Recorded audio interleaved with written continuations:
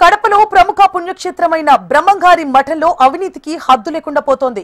పోలేరమ్మ ఆలయంలో ఉన్న హుండీని కొందరు అధికారులు, పూజారులు, సిబ్బంది కలిసి దోచుకుంటున్నారు. స్వామి అమ్మవార్లకు భక్తులు సమర్పిస్తున్న కానుకలను, నగదును దోచేస్తూ మఠానికి వచ్చే ఆదాయాన్ని కొల్లగొడుతున్నారు. ఇక హుండీ తాళాలను తీసి సొమ్మును అపహరిస్తున్న వీడియో ఇప్పుడు ఒకటి సోషల్ మీడియాలో వైరల్ గా మారింది. మఠంలో ఇన్ని దారుణాలు జరుగుతున్నా ఎవరు స్పందించకపోవడం ఇప్పుడు తీవ్ర వివాదాస్పదమైంది. ఈ ఘటనపై భక్తులు, స్థానికులు తీవ్ర ఆవేదన వ్యక్తం చేస్తున్నారు. ఇప్పటి వరకు కూడా ఎలాంటి చర్యలు తీసుకోకపోవడంపై విమర్శలు గుప్పిస్తున్నారు. ఇప్పటికైనా అధికారులు కళ్లు తెరిచి మఠంలో జరుగుతున్న అవినీతి, అక్రమాలకు అడ్డుకట్ట వేయాలని గ్రామస్తులు కోరుతున్నారు.